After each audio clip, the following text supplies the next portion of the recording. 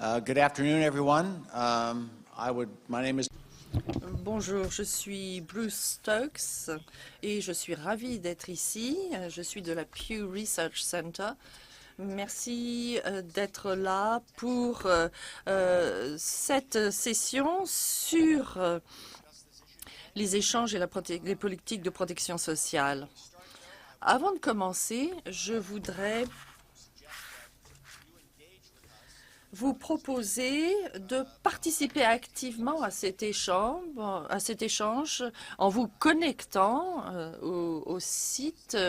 Vous avez d'ailleurs les instructions que vous aurez trouvées sur votre siège. Vous avez ça à l'écran également. Donc, nous répondrons à vos questions un petit peu plus tard et nous allons vous en poser aussi à vous des questions pour prendre un petit peu la température. Souvenez-vous que vous pouvez utiliser également le hashtag OCDE1 pour réagir et pour poser des questions qui me parviendront et nous essaierons de faire en sorte que le panel puisse y répondre également. Donc, pour commencer, je voudrais vous présenter Ken Ash, qui est le responsable des échanges et de l'agriculture ici à l'OCDE, qui va vous parler un petit peu des travaux de l'OCDE en matière d'échanges et de protection sociale. Merci beaucoup, Bruce. Bonjour à tous. Pendant 7 ou 8 minutes, je vais vous raconter l'histoire de ceci, Making Trade Work for All, faire que les échanges bénéficient au plus grand nombre. Si vous étiez là pour perspective économique, vous êtes déjà au courant, mais je voudrais vous parler du monde tel que nous le voyons aujourd'hui. Tout d'abord, ce que je dirais, c'est que les échanges et la mondialisation au sens plus général rencontrent des difficultés aujourd'hui et je vais évoquer certaines raisons qui l'expliquent. Et puis peut-être indiquer également de quelle façon nous pourrions pallier ces problèmes. Alors, il y a beaucoup de sentiments anti-échange dans beaucoup de pays. Il y a des préoccupations, mais tout cela fait partie finalement d'un sentiment négatif par rapport à la mondialisation. Je crois qu'il faut reconnaître avant tout que cette frustration face au système de mondialisation trouve ses racines dans des problèmes qui sont bien réels. Par exemple, la croissance faible dans beaucoup de pays, les changements technologiques, un écart de productivité qui augmente et également des différences au niveau des rémunérations des travailleurs. Lorsque il s'agit des 1% supérieurs de la population, tout a augmenté, alors que les 40% inférieurs n'ont pas du tout vu d'augmentation de leurs moyens. Il y a des régions qui sont de plus en plus à la traîne des régions de forte productivité. Ces régions auraient besoin de multiplier par 4 leur performance et productivité pendant les quelques décennies à venir pour effectuer un rattrapage. Donc, effectivement, il y a ceux qui sont laissés à la traîne. En même temps, je crois qu'il faut bien reconnaître par ailleurs que ce ne sont pas simplement les échanges qui ont causé les problèmes et ce ne sont pas les échanges qui pourront résoudre le problème. Les échanges ont pu améliorer la vie des gens et réduire certaines inégalités sur le plan mondial. Alors, encore deux choses. Les échanges agissent en faveur des pauvres et ont permis de sortir de la pauvreté beaucoup de personnes. Depuis 20 ans, dans les pays en développement, les 20% de la population inférieure ont pu avancer grâce à l'ouverture des échanges. De plus, les échanges font baisser le prix des biens de consommation courante et plus de revenus sont dépensés pour l'acquisition de ces biens. Il a été dit que le revenu réel des 10% les plus pauvres de nos populations serait de moitié ce qu'il est s'il n'y avait pas ces échanges. Alors, comment répondre aux préoccupations? Comment faire que les échanges fonctionnent mieux pour plus de personnes? Nous dirions une approche politique beaucoup plus intégrée. Et effectivement, cela ferait que nous départirions de nos silos traditionnels. Il s'agit de parler non seulement à son ministre et aux gens du ministère, mais avec une ouverture beaucoup plus grande sur l'extérieur également pour améliorer les échanges. Une approche intégrée est à 3 volets. Tout d'abord, il faut créer les environnements où les avantages peuvent se matérialiser. Alors effectivement, ce sont des choses assez traditionnelles, réduire les coûts et les politiques parfois imposent des coûts aux entreprises. On pourrait les réduire en enlevant les restrictions sur les services, en réduisant les coûts de 3 à 38% selon le secteur, le pays, etc. Les services représentent pratiquement 80% de l'activité économique dans les pays de l'OCDE, plus de 2 tiers dans les pays du G20. Il y a également une contribution très importante à l'industrie manufacturière, jusqu'à 24% de la valeur des exportations. Alors, avec cette réduction des coûts, cela avantage les PMI, PME, de manière disproportionnelle, parce que bien sûr, ce sont des entreprises qui ont le plus de mal à faire face à ces coûts importants. Il y a l'éducation également tout au long de la vie permettant de faire face aux réalités du marché. Donc, il faut faire le lien entre les personnes et les lieux, les infrastructures à la fois physiques et numériques. Il faut une transparence des réglementations qui permettent une concurrence loyale.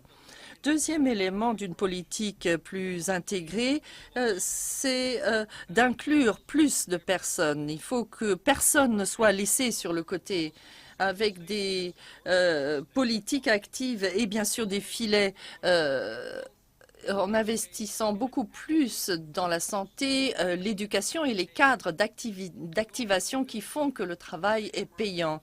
Promouvoir la mobilité, mettre l'accent sur l'inclusion, penser aux individus et non pas aux emplois.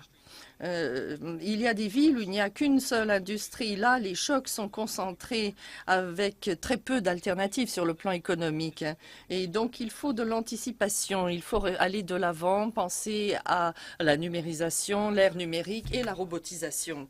Troisième élément de cette politique intégrée, c'est de faire que le système lui-même fonctionne mieux en contrôlant bien les outils de coopération économique. Vous comprendrez que les échanges sont soumis aux interactions entre les différents pays. Il y a la concurrence, la fiscalité, l'environnement, etc., etc. Les outils de coopération incluent par exemple des mesures juridiques contraignantes et non contraignantes. Il y a l'ONT, il y a les normes du BIT, il y a également l'échange automatique d'informations et d'autres initiatives fiscales. Il y a la convention également sur la conduite des affaires. Et donc, il y a ce code, ces règles qui permettent de mettre les pays et les entreprises sur un pied d'égalité. Et les efforts sont déployés pour faire face à ces difficultés, notamment dans les accords commerciaux, des accords qui, au fond, sont aujourd'hui des partenariats économiques assez complets qui portent des noms différents. On s'intéresse également beaucoup à une application beaucoup plus large de certaines mesures non contraignantes, dont celles que nous avons définies ici à l'OCDE. Mais quel que soit l'instrument auquel on s'intéresse, améliorer le système veut dire qu'il faut combler également les lacunes, par exemple au niveau des subventions pour la pêche, l'agriculture, l'alimentation. Et par ailleurs, il faut également s'assurer que chacun mette bien en œuvre ce à quoi il ou elle s'est engagé.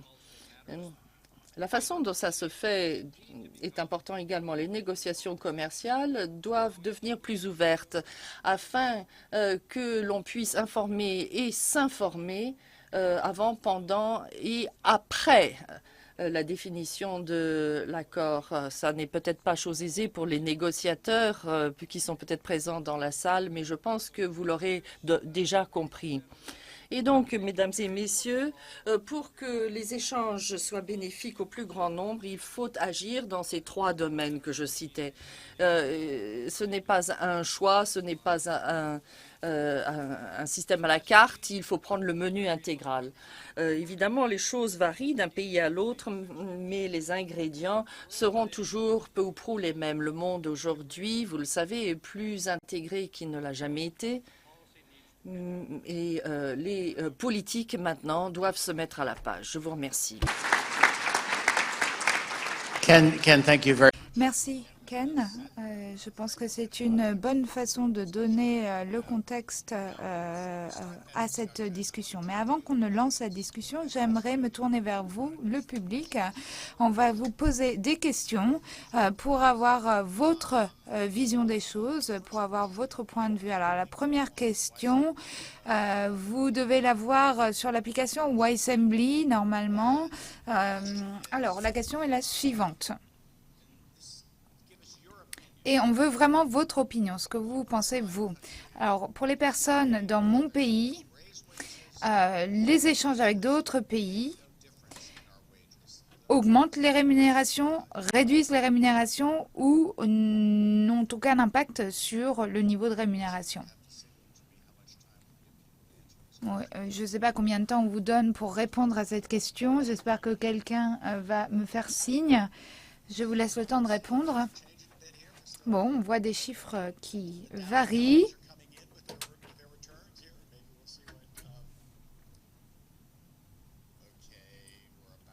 Très bien. Bon, je pense qu'on va clore le sondage. Alors, ce qui est intéressant, à mes yeux, c'est que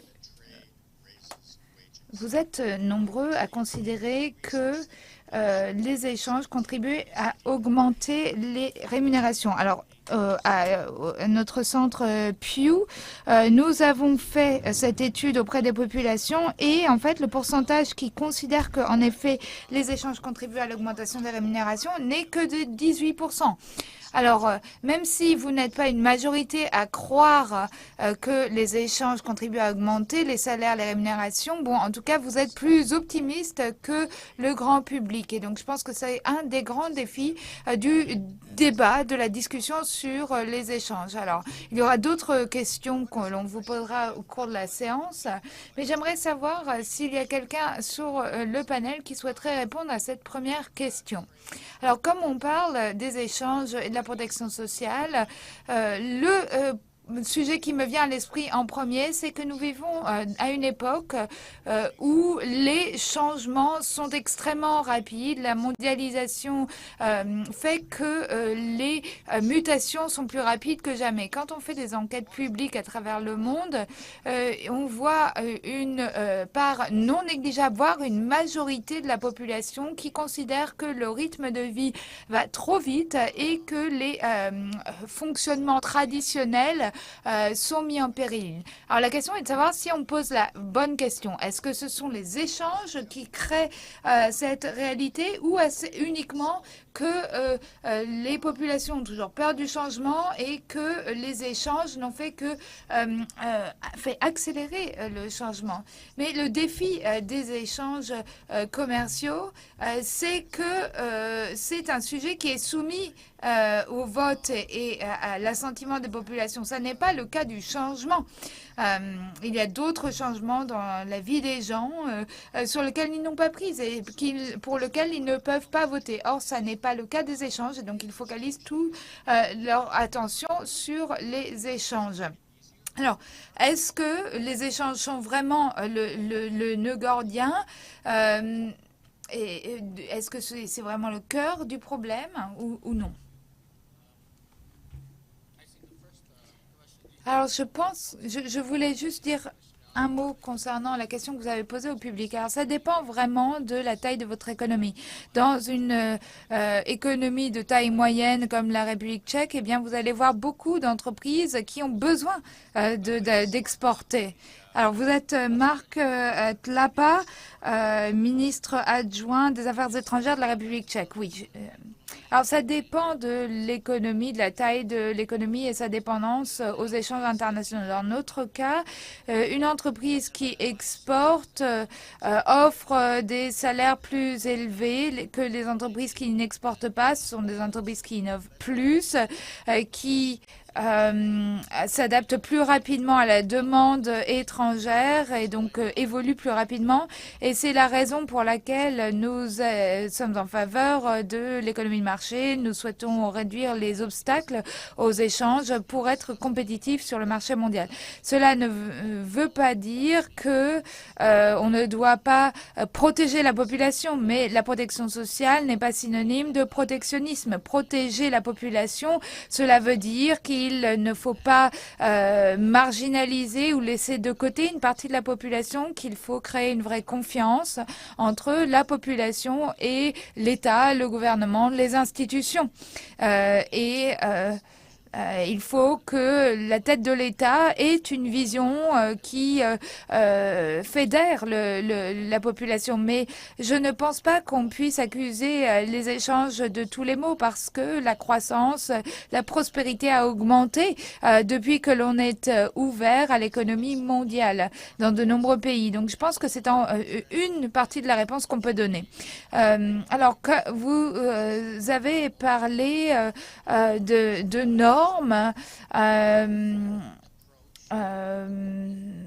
bien, je pense qu'en effet, les accords de libre-échange contribuent à créer des normes pour créer plus de confiance dans le système. Ben Bigby de la Confédération de l'industrie britannique. Alors moi, je vais vous donner une perspective britannique parce que bon, je pense que c'est un sujet qui est clé, notamment qui a été essentiel lors du vote du Brexit. Alors, ça n'est pas le changement en lui-même qui inquiète la population, c'est les changements qui semblent hors de notre contrôle. Alors, en parlant avec des membres du public ou même des amis, les gens ont l'impression que les changements sont complètement débridés et ne sont plus dans les mains des politiques, que les politiques ne tiennent plus les rênes. Alors, Ed Holman, que vous connaissez, a fait la recherche sur ce sujet.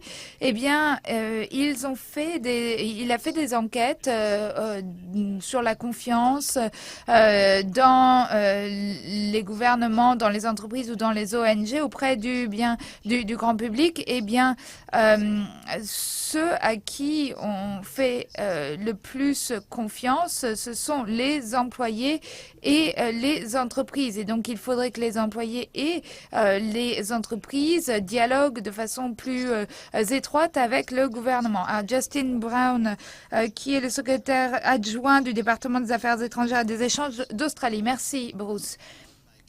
Alors, un point que je voulais souligner. Par le passé, lors de la première vague de réformes économiques, quand on cherchait à réduire les barrières douanières, eh bien, le grand public a compris que c'était essentiel pour rendre nos économies plus efficaces et pour créer une dynamique compétitive. Mais ce qui se passe maintenant, dans certains pays plus que dans d'autres, c'est que le grand public est moins sûr de là où on se rend, vers où on se rend. Alors, on parle du processus, mais on ne parle pas de l'horizon. Et je pense que le grand public a du mal à comprendre quel est le discours, quelle est l'orientation vers où on se dirige avec tout ce processus de mondialisation.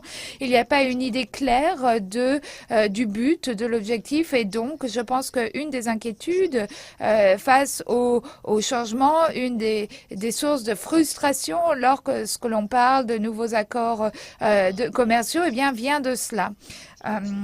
Luca Vincentini, qui est secrétaire général de la Confédération européenne des syndicats, vous voulez dire quelques mots?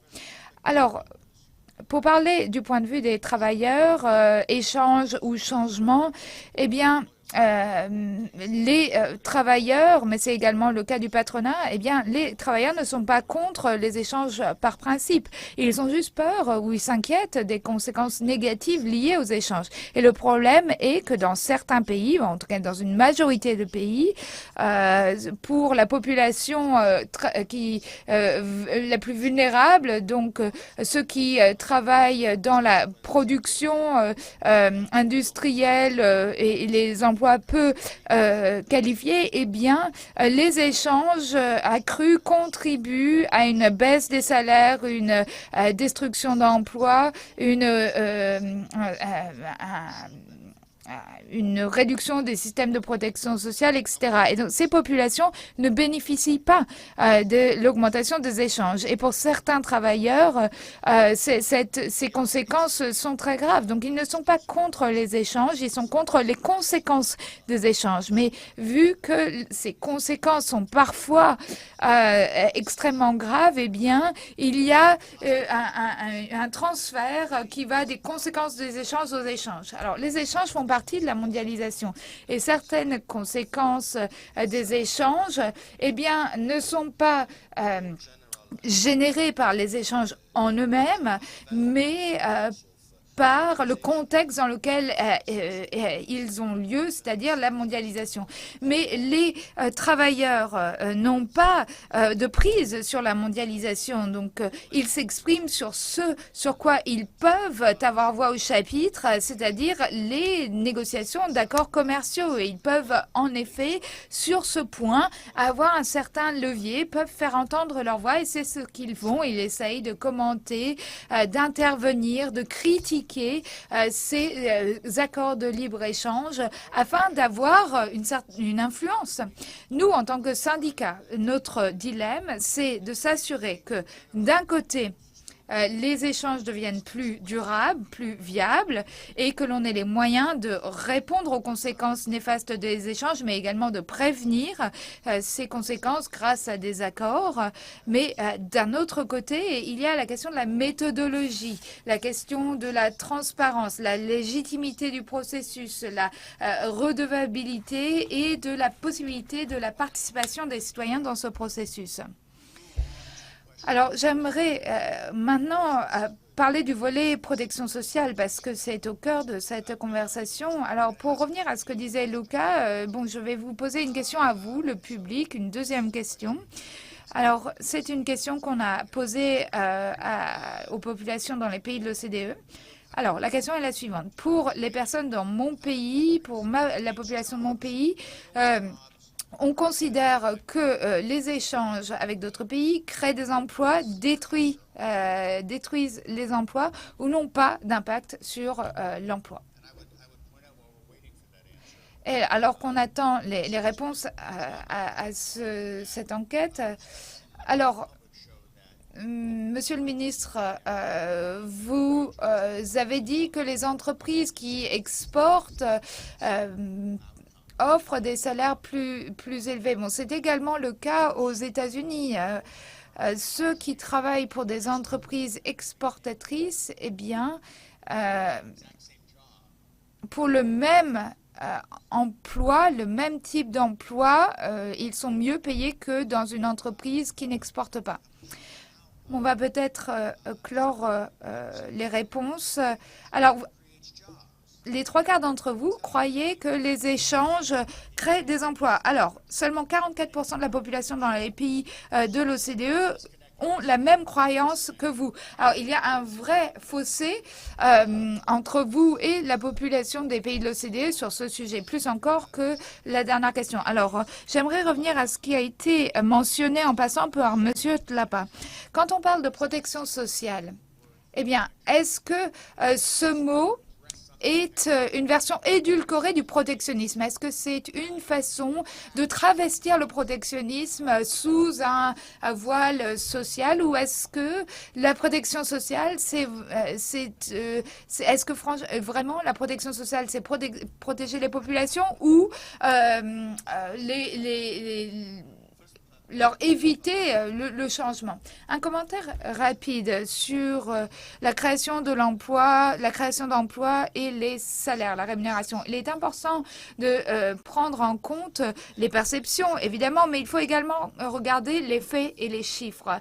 Alors, si l'on regarde la création de l'emploi, si l'on regarde les perspectives économiques présentées ce matin, eh bien, l'impact est assez neutre finalement. Il y a des secteurs où de nouveaux emplois sont créés, notamment dans le secteur des services, pas exactement dans le secteur de l'exportation. Et il y a d'autres secteurs où les échanges détruisent des emplois. Et donc, si on regarde les chiffres, la vraie source de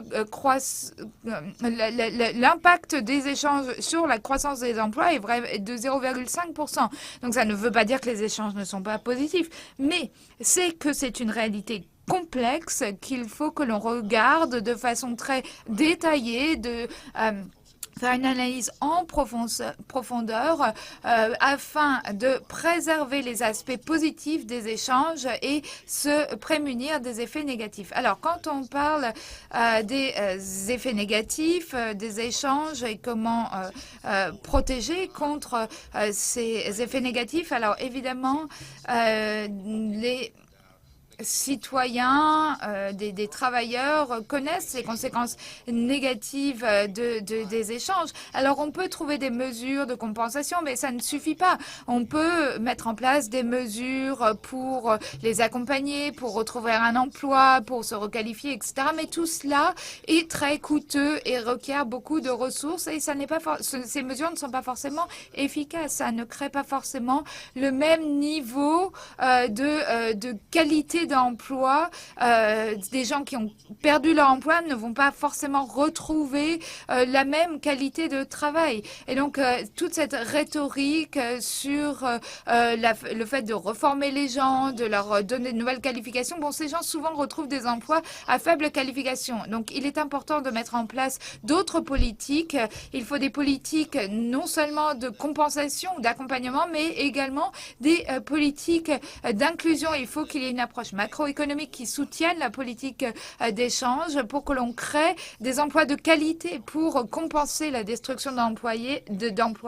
Et il faut s'assurer que les échanges s'inscrivent dans une politique macroéconomique en faveur de la croissance et de l'inclusion. Or, ça n'est pas le cas aujourd'hui. Si on ne fait que mettre en place des mesures de réparatrices, des mesures de compensation, je pense que ce n'est pas une voie d'avenir. Alors, Todd McClay, vous êtes ministre des Échanges de Nouvelle-Zélande. Alors, il me semble que à une époque, l'économie de la Nouvelle-Zélande était hautement protectionniste. Et cela n'est plus le cas aujourd'hui. Alors, la Nouvelle-Zélande aujourd'hui est un ardent défenseur de l'ouverture des marchés. On pourra parler du marché du lait si vous le souhaitez. Mais la question est la suivante. Comment l'État en Nouvelle-Zélande et comment les milieux d'affaires et d'autres parties prenantes en Nouvelle-Zélande ont-ils géré la réaction de la population? Comment avez-vous intégré la question de la protection sociale dans le débat au sujet de ce changement de politique des échanges. C'est vrai que notre pays était particulièrement protectionniste. C'est vrai que nous produisions des biens à l'exportation, mais c'est vrai que nous n'exportions vraiment que vers le Royaume-Uni, ensuite à l'Europe lorsqu'ils ont rejoint l'Union. Mais c'est plutôt par nécessité que par choix que nous avons dû ouvrir nos marchés. Et donc, les gouvernements successifs ont tout fait pour remporter l'adhésion des populations. Et donc, ce qui est donc aujourd'hui une de nos victoires, c'est que notre économie est beaucoup plus autosuffisante que par le passé. On s'est diversifié et nous sommes plus innovants que jamais. Alors, les entreprises ont dû s'adapter à la concurrence internationale. Elles ont dû intégrer l'idée du changement et de la compétitivité. Alors, quand je retourne en Nouvelle-Zélande, les agriculteurs, les industriels me demandent comment je peux les aider à être plus compétitifs plutôt que comment je peux les protéger. Et donc, nous cherchons à accompagner ces entreprises, ces agriculteurs pour qu'ils s'adaptent à cet environnement. Alors, c'est vrai que cette politique a bien fonctionné pendant des années, mais ces quelques années passées, la Nouvelle-Zélande n'a pas connu l'effet aussi drastique de la crise, mais néanmoins, nous en avons connu les effets et il a fallu en effet faire la promotion des échanges et expliquer qu'il fallait maintenir cette ouverture et le fait que certaines entreprises remettaient en cause les accords de libre-échange dont ils bénéficiaient eux-mêmes, eh bien, a obligé le gouvernement à trouver un nouveau discours pour les encourager. Il y a un point qui est revenu souvent dans la conversation aujourd'hui, aussi parce que le Danemark a beaucoup participé à l'organisation. C'est donc une question plus large en matière de politique commerciale, à savoir une autre approche. Une approche de la politique sociale fondée sur un modèle dit scandinave, qui ne propose pas forcément aux individus une protection par rapport au poste qu'ils occupent aujourd'hui, mais simplement propose un engagement social, à savoir vous aurez un emploi dans cette économie. Donc la société est là pour les aider à se recycler, à se déplacer, à s'adapter aux changements nécessaires. Donc voilà une question que l'on peut poser. Cette approche peut faire l'objet de critiques. Cela fonctionne, oui, mais seulement en Scandinavie. Des sociétés petites, bien réglées, marquées par d'excellentes relations sociales depuis un certain temps. Y a-t-il, à votre avis, des dimensions universelles de ce modèle qui pourraient être transposées ailleurs, ou estimez-vous que c'est trop spécifique et que cette politique ne peut pas donner de bons résultats dans l'Europe du Sud, aux États-Unis, etc. Je vous donne la parole, madame. Eh bien, permettez-moi d'apporter le point de vue des pays en développement dans ce dialogue. Et vous êtes Annabelle Gonzalez, conseillère principale en matière de commerce et de compétitivité à la Banque mondiale. Alors, premier point important à préciser, Ken en a parlé, c'est que le commerce est essentiel à la croissance mondiale et à la lutte à l'éradication de la pauvreté. Ces 20 dernières années, les échanges commerciaux ont pu sortir de la pauvreté des millions de personnes. Et là, c'est une réussite de l'humanité tout à fait essentielle ces dernières années. Maintenant, pour que les échanges commerciaux soient bénéfiques aux pauvres et aux marginalisés, aux exclus, il faut qu'ils soient accompagnés d'un certain nombre de politiques et de structures institutionnelles.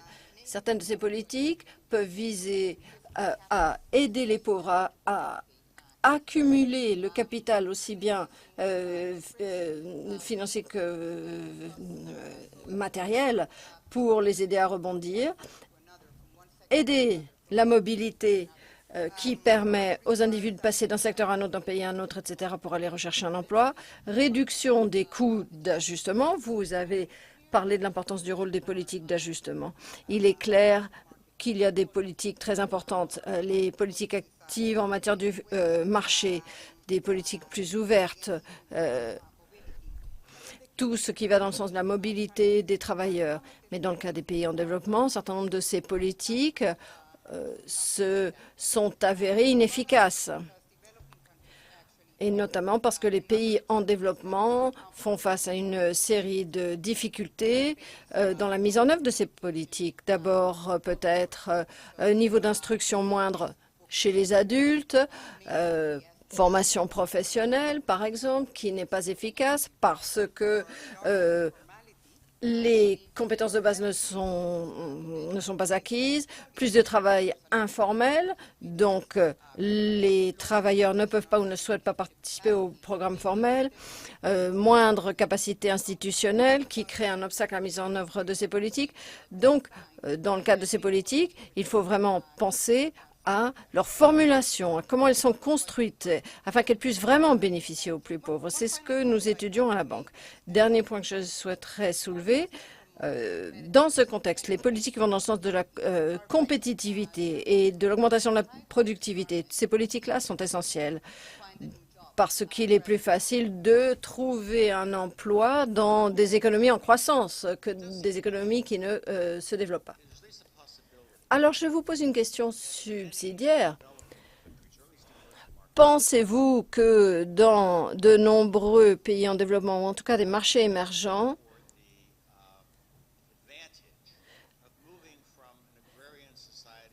ces pays n'auront aucun avantage de faire la transition d'une économie agricole à une économie basée sur les industries manufacturières, voire ultérieurement basée sur les services. Donc, les politiques qui ont aidé ce changement en Europe ou aux États-Unis ne vont pas être aussi bénéfiques dans les pays en développement parce que dans les pays émergents, il y a déjà l'automatisation des tâches et des industries. Est-ce qu'à votre avis, cela va avoir un impact sur la question de la protection sociale? L'un des avantages d'une économie basée sur l'industrie manufacturière, c'est le nombre d'emplois à valeur ajoutée. Parce qu'il ne Si l'on saute l'étape du développement de l'industrie manufacturière, on risque de voir ces pays passer de pays agricoles à basse valeur ajoutée à pays basés sur les services à basse valeur ajoutée. Et donc, il n'y aura pas du tout d'avantage pour la population. Donc, que faire pour aider les travailleurs à effectuer cette transition si on les fait passer de l'économie agricole à l'économie basée sur les services, alors qu'il n'y a aucune valeur ajoutée dans les deux, on ne leur rend pas service. Alors, aujourd'hui, dans les pays avancés et pays en développement, on est aux prises avec l'impact de la technologie sur le travail, et notamment sur les technologies de production. On entend les robots vont venir et prendre votre emploi. Moi, je n'y crois pas complètement. Il y a eu des recherches faites notamment à l'OCDE et également à la Banque mondiale qui nous permettent de comprendre les implications avec un peu plus de nuances. Il y aura bien sûr des impacts tels que l'automatisation qui vont prendre des emplois, mais d'autres qui vont faciliter les relations entre les pays. Il y a des pays qui peuvent maintenant participer à la chaîne de valeur globale. L'Éthiopie, par exemple, ont fait des progrès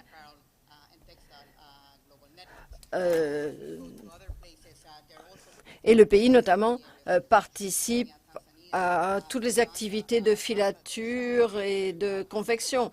Il y a l'Ouganda, le Bangladesh, toute une litanie de pays comme cela. Et donc, je dirais que dans ce contexte, il faut mettre l'accent sur les compétences, sur la formation des travailleurs, beaucoup plus qu'auparavant. C'est vrai pour les pays avancés, c'est vrai également pour les économies en développement.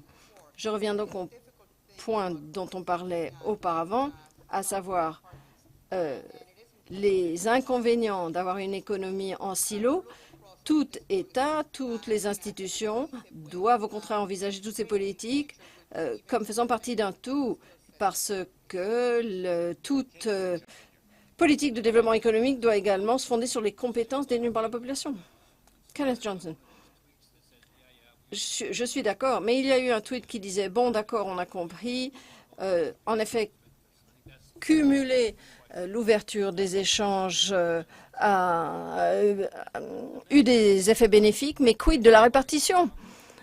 Alors, je crois que nous ne sommes pas là simplement pour savoir qui a les chiffres les plus justes. Ce qui est important de faire ici, c'est de reconnaître le fait que l'on parle un jour de politique sociale, puis ensuite de politique de l'emploi, puis de politique fiscale. Pas du tout. Il faut regarder tout cela de manière globale. Quelles sont les ressources de mon pays? Où sont-elles placées? Donc, tous les ministères doivent se parler. Le gouvernement doit faire intervenir tous les responsables pour avoir une politique globale qui réponde à tous ces besoins. Donc, une approche par silo, compartimentée, peut-être, et encore ce n'est pas sûr, fonctionner dans les années 70, mais en tout cas, elle ne fonctionne pas aujourd'hui, c'est sûr. Alors, l'une des limites à cette réflexion sur les échanges commerciaux, c'est que, d'abord, à notre avis, la mondialisation n'affecte pas toutes les dimensions de la vie. On a eu tendance à le croire, alors que on sait que la mondialisation a tout affecté. On a tendance à dire « Ah oui, ça, ce n'est plus de la politique domestique, etc. » Il n'y a pas ce genre de frontières.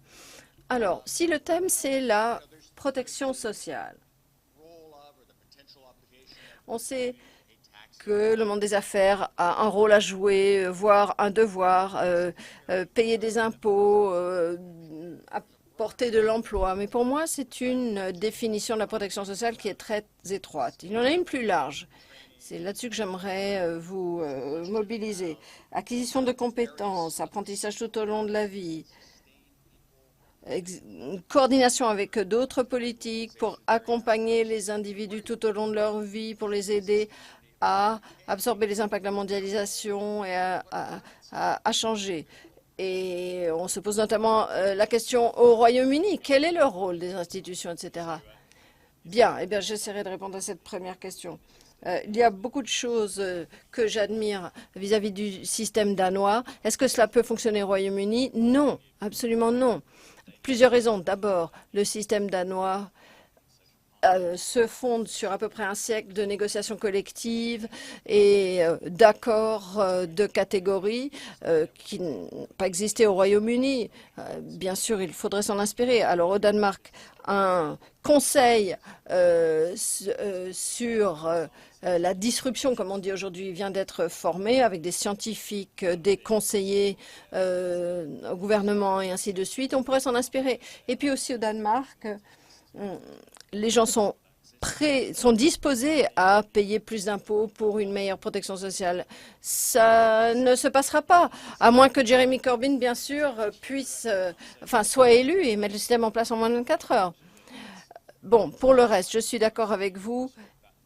Il n'est pas juste que nous rétrécissions le débat, que nous le focalisions sur l'indemnisation des injustements, ou la compensation des ajustements. Non, il faut que la réflexion soit plus large. Il faut parler de la création d'emplois, ce qui permettra aux gens de trouver des emplois et la montée en qualité des emplois. Il faut bien sûr également accompagner les gens à mesure que l'économie effectue sa transition. Au Royaume-Uni, c'est surprenant, 61% des élèves aujourd'hui seront employés dans des emplois qui n'existent même pas aujourd'hui. 70% de ceux qui seront en emploi en 2040 sont en emploi aujourd'hui. Et nous avons vraiment besoin de penser le lien entre école et entreprise à partir de la maternelle. Il y a la qualité de l'orientation scolaire à l'école. Elle est abyssale. il y a un questionnaire que j'ai rempli comme j'ai pu. On m'a dit, bah, toi, tu seras bibliothécaire. Ça a vraiment limité mes ambitions. Bon, eh bien, ce fut une perte pour le monde des bibliothécaires, mais un gain pour ceux qui vous emploient. Et donc, je crois que ce sont les entreprises et les salariés qui comprennent vraiment comment le monde va changer. Il est donc important qu'il y ait un lien direct entre les institutions scolaires, les établissements scolaires et les entreprises. Bien, alors il ne faut peut-être pas responsabiliser les échanges commerciaux pour ceux dont ils ne sont pas responsables. On a dit, oh, bah, on met tout sur le dos du commerce, y compris la technologie. Eh bien, si les échanges commerciaux permettent aux gens d'échanger de la technologie, ce qui améliore leur niveau de vie, c'est bien, mais en fait, le commerce est là pour ouvrir des opportunités. Puis après, il faut des négociations, il faut que les entreprises soient dotées des moyens leur permettant de saisir ces opportunités. C'est un peu le modèle nordique. Et très souvent, on utilise un simili tel modèle dans le monde entier, basé sur les échanges commerciaux. Mais vous savez, très souvent, ceux qui veulent une plus forte protection sociale ne souhaitent pas dépenser un sou. L'herbe est toujours verte, plus verte chez le voisin. Mais je connais des pays qui font déjà cela. Généralement ailleurs, au Royaume-Uni, en Nouvelle-Zélande, par exemple, il y a beaucoup de choses que l'on n'apprend plus. On n'apprend plus aux jeunes comment réparer une machine à écrire, mais ça ne vaut même pas la peine. Il faut leur apprendre à gérer le big data et ainsi de suite. Donc, il faut des accords commerciaux qui ouvrent des opportunités, mais ce qui est important, c'est de permettre l'ajustement des salariés à ces emplois. Et il y a des économies en croissance en Asie. Ces économies connaissent des défis, mais nous savons également que ces économies affichent les plus forts taux de croissance. Elles peuvent attirer beaucoup d'investissements, comme n'y arrive pas la Nouvelle-Zélande et d'autres, parce que nous avons une politique trop centralisée, qui n'est pas adaptée à l'évolution des choses aujourd'hui, qui est rapide. Bien, vous avez l'expérience de l'homme politique, mais en tant que responsable des sondages, vous savez, vous êtes facilement déçus. Et les humains se caractérisent par le fait qu'ils arrivent à avoir des émotions ambivalentes. Et les leaders politiques, les leaders économiques, les économistes peuvent aider les gens à réfléchir à ces ambivalences. Par exemple, on souhaite de la protection sociale, mais on ne veut pas payer pour cela. Bien, c'est loin d'être un sentiment limité à un seul pays. C'est l'une des difficultés qu'il y a à régler pour tout décideur. Permettez-moi de rebondir sur ce que vous avez dit. Certains accords commerciaux par le passé, par exemple le TAFTA, ils ont été utilisés par le passé, notamment pour imposer des exigences plus strictes en termes d'emploi et d'environnement pour égaliser les conditions pour tous. Votre pays a signé l'accord de partenariat transpacifique. Mon pays a décidé de s'en retirer, enfin selon le gouvernement actuel. Et donc, je vous pose la question, est-ce que les mesures de protection prévues dans l'accord transpacifique qui portent sur l'emploi et l'environnement sont-elles mises en danger? Peuvent-elles être reprises dans d'autres accords? Que va-t-il se passer? Bien, la valeur de cet accord transpacifique TPP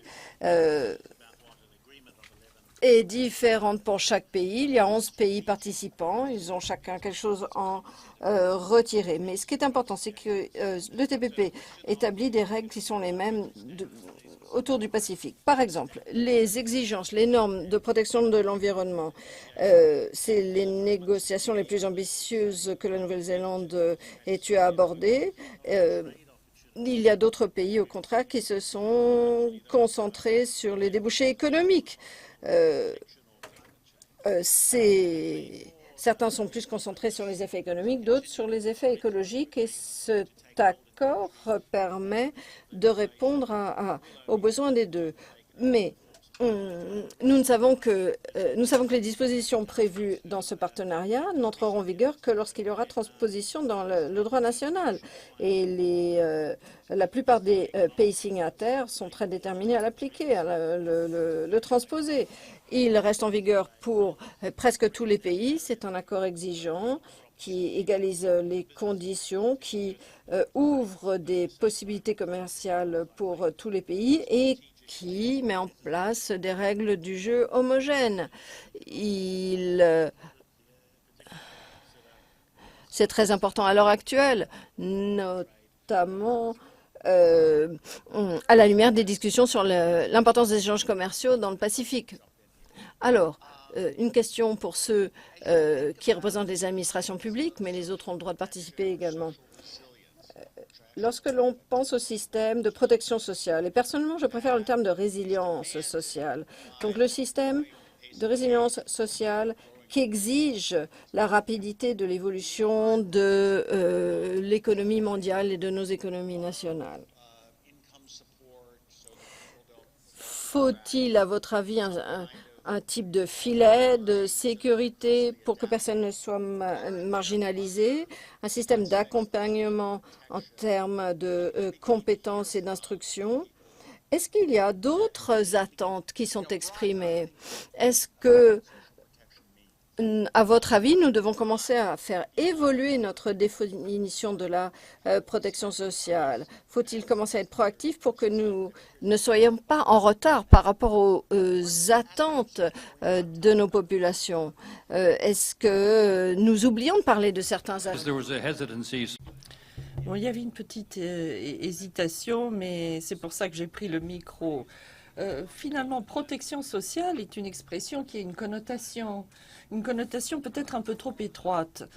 Pour ce qui est des économies en développement, les économies régionales, si notre analyse est juste, à savoir qu'une part importante de la population laissée sur le bas-côté se trouve dans des régions qui autrefois étaient portées par des industries qui n'existent plus. Là, je pense qu'il ne s'agit plus de protection sociale, mais plutôt d'autres formes de développement. Est-ce que ces régions, en effet, qui sont plus rurales, est-ce qu'elles ont accès aux nouvelles technologies? Est-ce qu'on peut faire autre chose avec l'économie pour combler ce vide? Et ça fait partie des politiques d'ajustement qu'il nous faut examiner.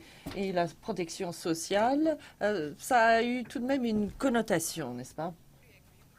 Oui, tout à fait d'accord avec elle, et j'ajouterais que du point de vue de beaucoup de pays en développement, les politiques sont encore plus simples. Je parlais de l'éducation des adultes dans certaines économies qui est en moyenne de 7 années d'études.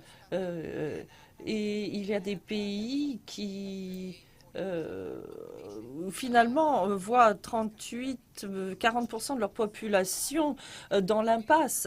Et ça, c'est vraiment un défi pour l'économie mondiale.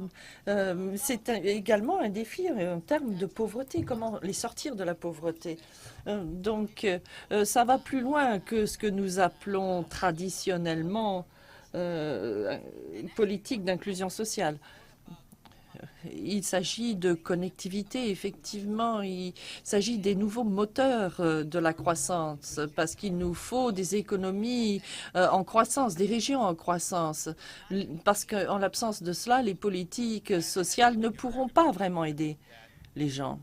Oui, je crois que vous avez tout à fait raison. Il y a des politiques qu'il faut mettre en place pour que physiquement et mentalement, les gens soient à même de participer à l'économie moderne. Et pour cela, il faut qu'ils sachent lire et compter. Mais ça se situe même en amont. Si la croissance n'est pas possible parce que les gens n'ont pas pu grandir physiquement, normalement, ils ont été mal nourris, par exemple.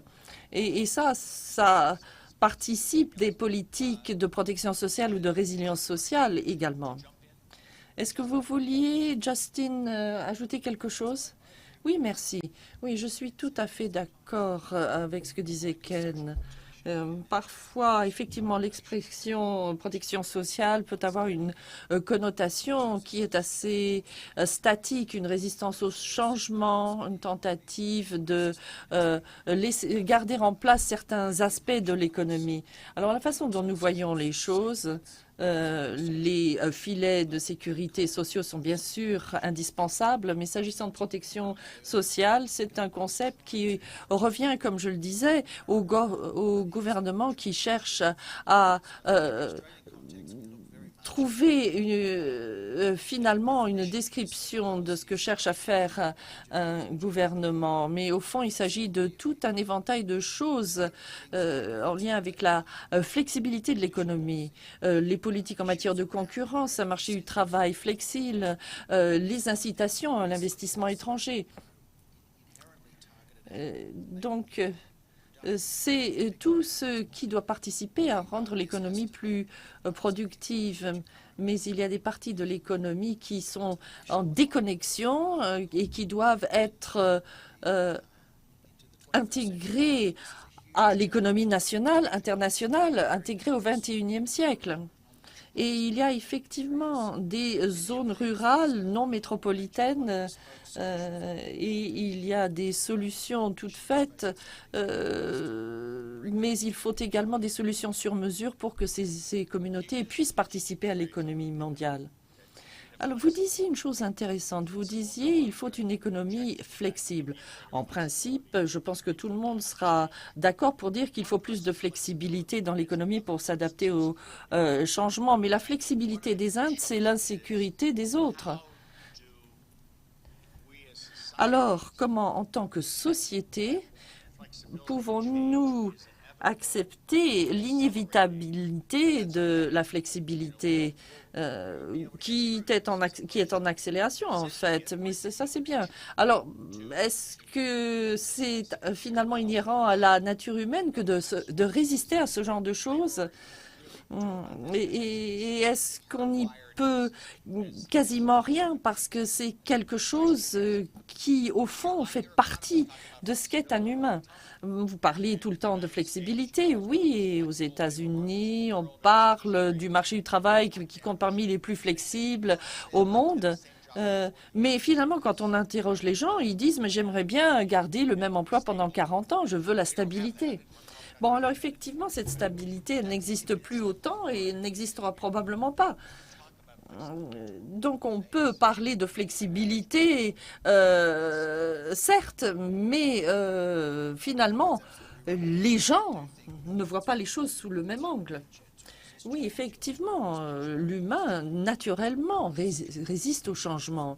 Il y a toujours une grande peur de l'inconnu, une peur du changement, du rythme du changement, avec les médias qui ne font qu'intensifier certains de ces points de vue. C'est très difficile à contrôler. Je pense que, d'ailleurs, les pouvoirs publics ont beaucoup de mal avec cette espèce d'aliénation culturelle qui ajoute une complexité supplémentaire.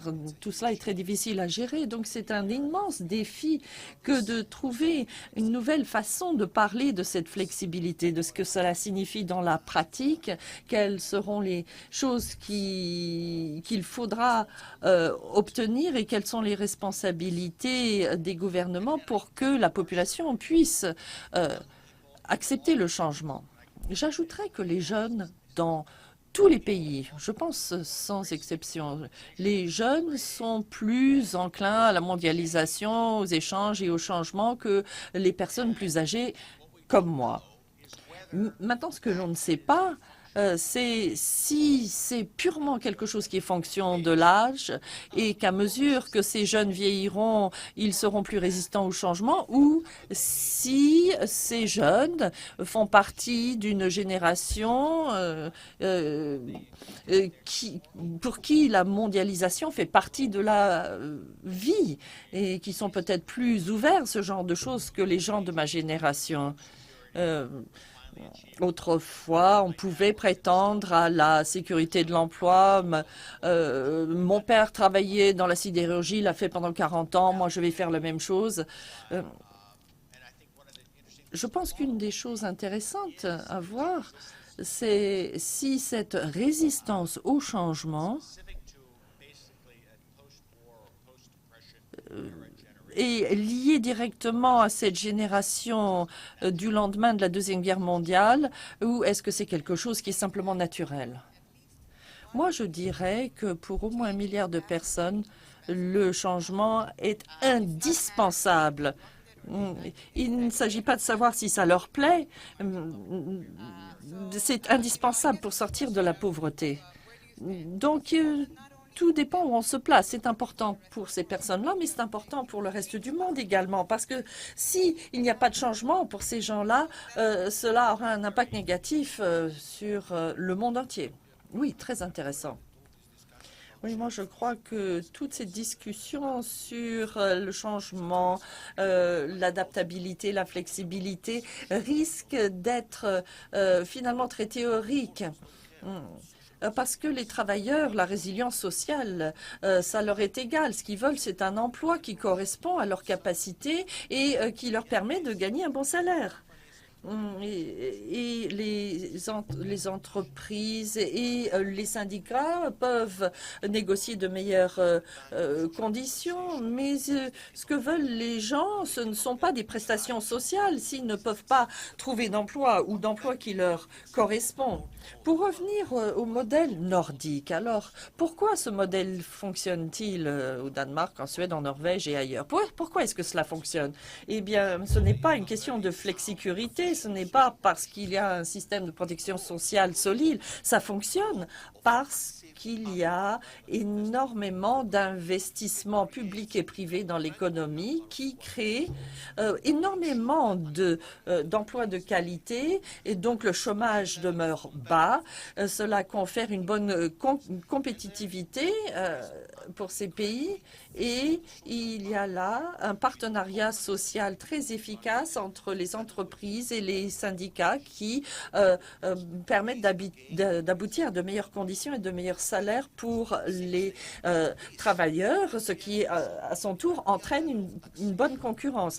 Bon, en face, il y a un système fiscal assez lourd qui apporte la sécurité, mais ça intervient en bout de chaîne. Il y a cette flexicurité parce que l'économie est performante, les conditions de travail, les conditions sociales sont excellentes, il y a une bonne cohésion sociale et les salaires sont élevés.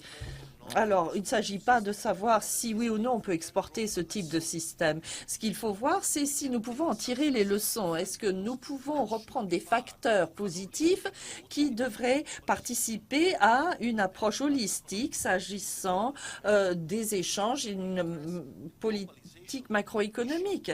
On parle de la mondialisation, de la dimension mondiale, avec une démarche fragmentée en silos, avec une perspective extrêmement étroite, focalisée sur tel ou tel pays, telle ou telle région, tel ou tel secteur. Donc la vision universelle est perdue. Donc voyons quelles sont les leçons que nous pouvons tirer. Au lieu de parler de prestations pour compenser les désastres inévitables, mais faisons que la mondialisation soit plus durable et profite à un plus grand nombre. Partir de la protection sociale, c'est prendre les choses à rebours. Il faut revenir aux bases de l'économie. Et le problème, c'est qu'actuellement, la mondialisation ne produit pas suffisamment d'emplois, pas des emplois d'une qualité suffisante, pas dans toutes les régions. Il y a une fragmentation, il y a des différences de qualité. Alors, tant que nous n'aurons pas résolu ce problème correctement, nous ne pourrons jamais recouvrer la confiance. Alors maintenant, je vais me tourner vers vous. Évidemment, les discutants pourraient continuer encore longtemps, mais une dernière question que je vous adresse en tant que groupe. Est-ce qu'on peut projeter la question, s'il vous plaît, à l'écran? Pour les gens dans mon pays, est-ce que les échanges avec d'autres pays augmentent le prix de ce que nous achetons, fait baisser le prix de ce que nous achetons ou ne fait pas de différence? J'aimerais bien savoir quel est votre sentiment. Est-ce que le commerce est bon pour les consommateurs? Est-ce que les échanges sont bons pour le consommateur ou non? Voyons ce que vous allez répondre.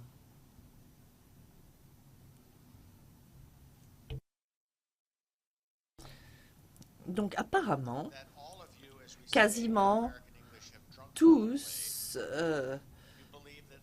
pensaient que les prix sont plus bas grâce aux échanges. Alors moi, je peux vous dire que seulement 28% des personnes dans les pays de l'OCDE pensent que les échanges font baisser les prix. Alors, on pourrait longtemps parler du pourquoi, du comment de la chose. Les économistes vous le disent, les échanges font baisser les prix. D'ailleurs, les économistes vous disent que c'est la seule raison pour laquelle il faut ces échanges, pour faire baisser les prix. Mais dans les pays industrialisés avancés, l'homme de la rue n'y croit pas.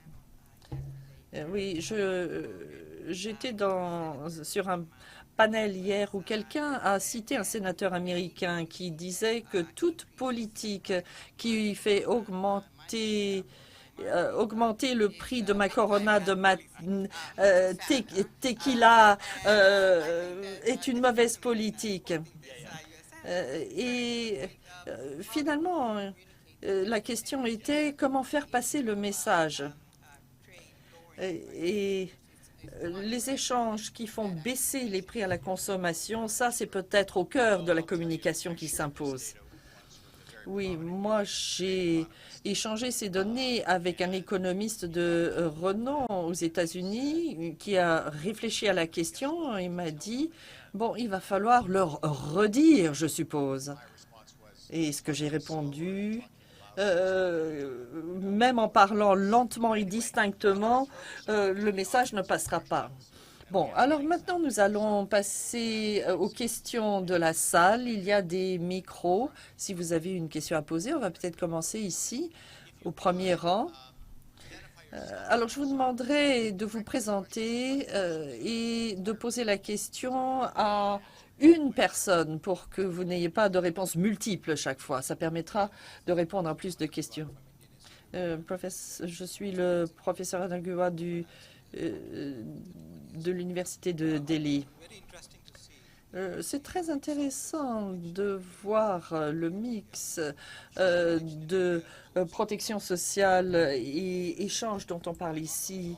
Effectivement, en Inde, on pense non seulement aux emplois, mais également aux métiers. Ceux qui ont des petits métiers sont touchés durement par, effectivement, les supermarchés, etc., qui certes font baisser les prix, mais qui impactent donc ces personnes. Et donc, pour cela, il faut une protection sociale pour compenser. Et nous avons effectivement des solutions telles que la microfinance, etc., qui soutiennent l'activité de ces personnes avec une structure un peu plus privée, pas seulement publique. Il y a effectivement des structures publiques, mais pas seulement.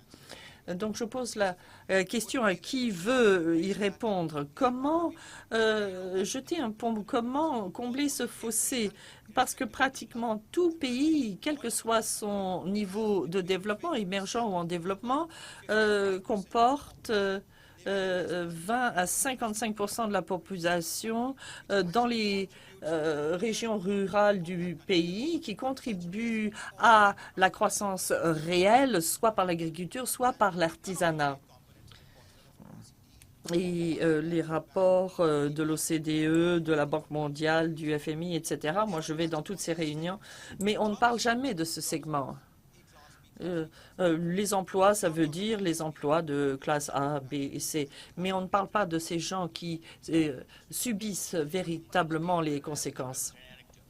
Bon, je vais vous parler d'une chose. J'étais au Rajasthan rural et j'étais dans un village où l'on fabrique des chaussures en cuir avec les peaux des chèvres, etc.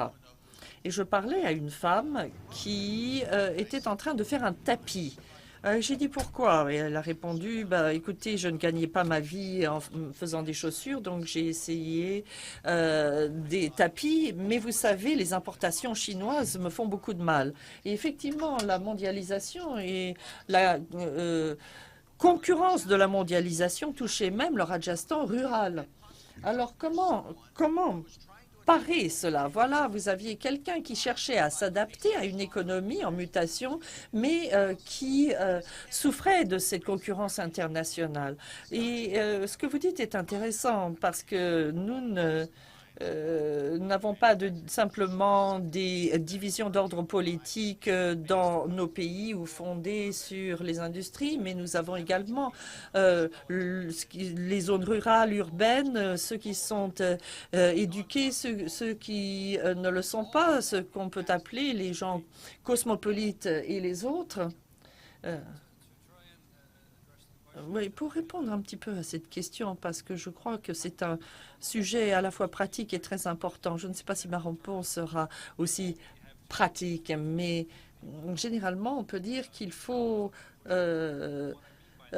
tirer les gens de leur emploi et non pas les éjecter. Ce que je veux dire, c'est que ça passe par l'éducation, par le renforcement des compétences pour que les individus peuvent décider s'ils veulent rester artisans, s'ils gagnent suffisamment bien leur vie, si leur mode de vie leur convient.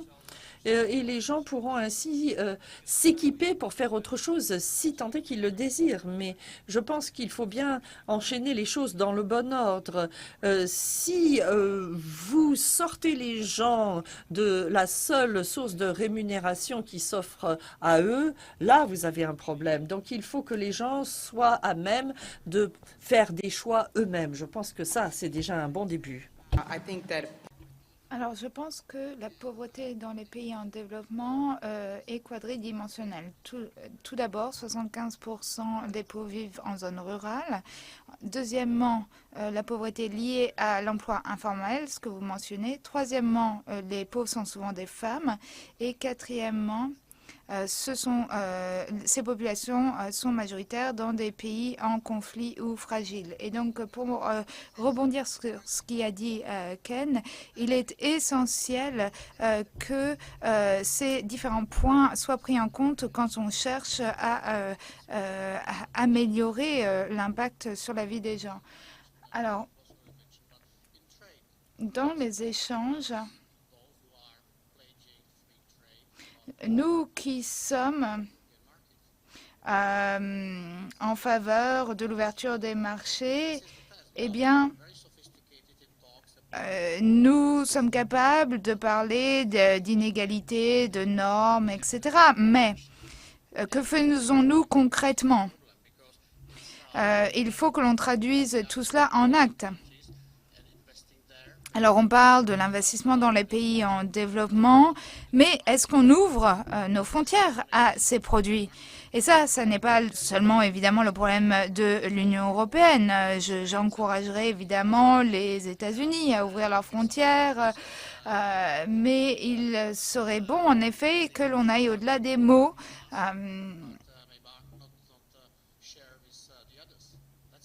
Et je pense que ça, c'est le grand défi auquel nous faisons face aujourd'hui, aller au-delà des mots.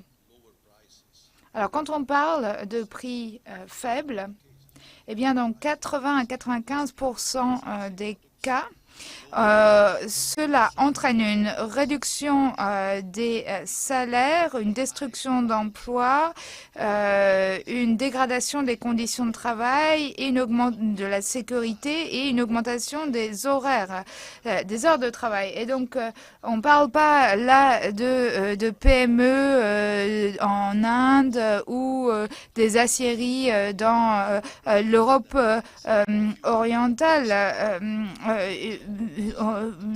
enfin, si on parle de ces pays-là, on ne peut pas leur dire bon, il suffit de vous former et vous trouverez des emplois. Non, ça n'est pas vrai. Ces emplois disparaîtront si on ne met pas en place des réglementations et des normes. Alors, si on veut non seulement que les prix soient plus bas grâce à la compétitivité, à la concurrence, mais il nous faut aussi demander des prix qui soient justes et équitables. Merci beaucoup. Patricia Sotomayor, je suis économiste, je suis originaire du Pérou et je suis professeur d'économie à l'université d'Heidelberg. Alors, je pense que vous avez soulevé le point clé à mes yeux. Le processus de mondialisation contribue à un nivellement par le bas dans les pays en développement. En parlant de compétitivité, eh bien, ce sont les pays riches qui consomment tous ces biens qui sont produits dans ces pays en développement. Mais les consommateurs ne veulent pas voir en face les conditions de fabrication de tous ces biens. Je pense que donc il faut élargir notre perspective. Comment on peut encourager la consommation responsable qui ensuite se reflètera dans des modes de production responsables. Le processus de mondialisation tel qu'il est aujourd'hui contribue à générer des incertitudes et des troubles. Et aujourd'hui, c'est un vrai défi social et environnemental que l'on a généré. Il faut que les pays riches, donc, trouvent des solutions pour pallier les dommages sociaux et environnementaux que l'on a créés. Alors, pour commenter ce qui a été dit, je suis d'accord avec l'idée qu'on a besoin de règles, des échanges et notre pays soutient l'OMC et nous avons gagné au change. Mais il est important de ne pas voir la mondialisation au travers du prisme de ces dernières années ou cette dernière décennie. Il ne faut pas oublier que la mondialisation a contribué à sortir des millions de personnes de la pauvreté et en Inde et ailleurs. S'il n'y avait pas eu l'ouverture des échanges, s'il n'avait pas été possible de s'approvisionner à l'étranger, eh bien, les économies ne croîtraient pas aussi rapidement et les échanges n'auraient pas lieu. Et une approche basée sur des règles, évidemment, est essentielle, mais cela prend du temps. Ça a pris des siècles pour l'Europe, la Nouvelle-Zélande et d'autres de créer ces règles et donc cela prendra du temps également dans ces pays en développement. Alors, j'aimerais juste ajouter un point à ce qui a été dit. En effet, les points que vous avez soulignés sont vrais dans certains pays quand on parle de mondialisation, mais quand on parle de mondialisation et d'échange, et il faut se rappeler qu'on ne parle pas seulement de la circulation des biens et services, on parle également de la circulation des idées, la circulation la libre circulation des personnes, évidemment des défis. Les défis sont nombreux, mais néanmoins, il ne faut pas oublier ce grand apport. Il nous reste peu de temps, mais on a 2 questions. Je vais vous demander de les poser de façon concise et ensuite on y répondrait. Traité, 33 ans. Je veux savoir, il y a des interprètes ou non aujourd'hui? Are there interpreters? I don't know. That's a Okay, good well, I question. speak Yeah. in English, but if there Yeah. were interpreters for the sake, I would have asked it in French. Il y avait bien des interprètes, malheureusement. Maurice Allais, qui est le seul prix Nobel d'économie, a écrit un livre, Mondialisation, la destruction de la croissance et de l'emploi, les preuves économétriques. Il a reçu le prix Nobel pour cela. Et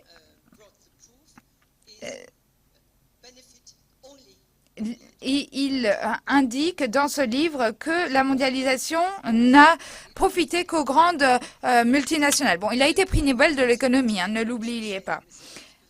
Alors, je suis d'accord avec ce que vous avez dit, car j'ai travaillé à l'OCDE comme traductrice pendant 33 ans, et on a toujours parlé du commerce équitable et pas tellement du commerce libre. Mais ce mot de commerce équitable a plus ou moins disparu sans qu'on s'en rende compte. On parlait toujours du commerce équitable. Aujourd'hui, on ne parle que de libre-échange. Et malheureusement, ce que vous dites est la vérité aujourd'hui. J'ai vu beaucoup de commentaires sur l'écran, même chez les jeunes hyper connectés, eh bien, ils se rendent compte qu'ils deviennent la variable d'ajustement. Et il a été dit dans un des commentaires. Alors, ma question est la suivante. N'est-il pas nécessaire et possible de fixer des limites aux multinationales, aux grandes entreprises? Parce qu'on est en train de détruire la planète en l'état actuel des choses. Est-ce qu'on est en train de détruire la planète au travers du libre-échange? Une question au fond. Richard Kerry, j'ai été directeur de développement et coopération ici, travaillant sur les échanges et le développement, et maintenant je suis à la tête du Centre africain de transformation économique. Alors, d'ici une dizaine d'années, nous aurons autant de jeunes en âge de travailler qu'en Inde et en Chine. Alors, on a parlé de vocabulaire, on a beaucoup parlé, et j'aimerais regarder la terminologie. En 1971, j'ai été trésorier de Nouvelle-Zélande et j'ai écrit le papier Cadnum sur la réduction des droits de douane, et ça a eu le cas. Et l'argument était le suivant: on ne deviendrait jamais une économie de l'apprentissage et de la connaissance si on ne réduisait pas les barrières douanières. Et donc, je pense qu'il faut changer de discours, pas parler de flexibilité, de libre-échange, mais d'une économie apprenante. Et donc, ce dont on s'en rend compte, c'est que dans une économie de marché qui fonctionne bien, eh bien, il faut beaucoup de politiques publiques, il faut beaucoup d'investissements publics, et on sous-estime cette dimension du libre-échange. Et c'est ce que vous avez dit. Bon, alors, Justin Lin a dit: l'État, il a parlé de l'État facilitateur. Et je pense que c'est un concept qui serait très utile, pas seulement pour la Chine et pour l'Afrique, mais également pour nos pays avancés, afin que l'on accompagne les populations. Très bien. À moins qu'il n'y ait un dernier commentaire, nous allons clore cette session. Il nous reste quelques minutes si vous souhaitez faire un dernier commentaire. J'aurais 2 points à soulever.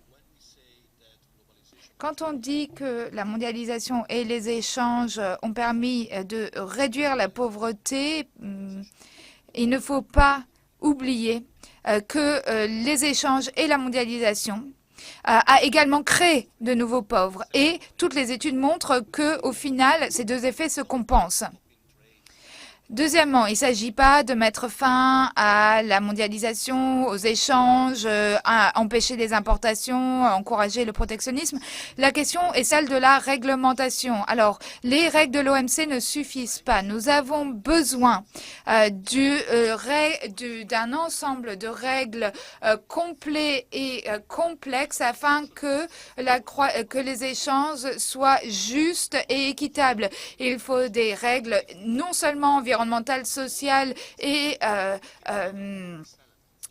juridiques, mais également économiques. Il faut s'assurer que l'on crée un vrai pied d'égalité entre les pays grâce à de telles réglementations, sans quoi on continuera à faire l'expérience de la pauvreté et des inégalités.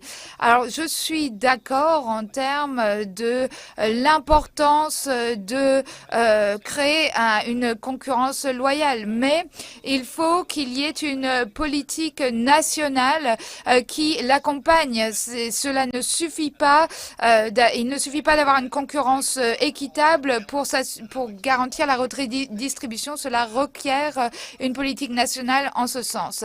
Merci beaucoup. Merci à l'ensemble des intervenants. J'espère que vous avez apprécié ce débat autant que moi-même.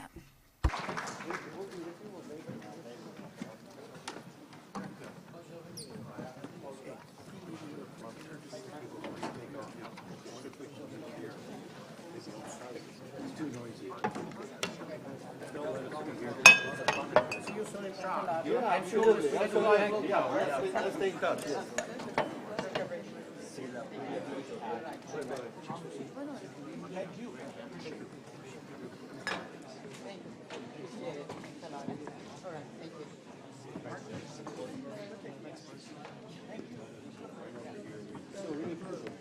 Thank you very much. Yeah, very exciting. Yeah. Let's stay in touch. Yeah. Absolutely. Yeah.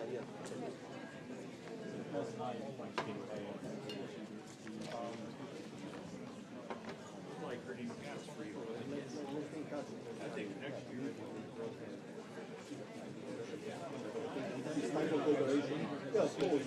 But it's really time for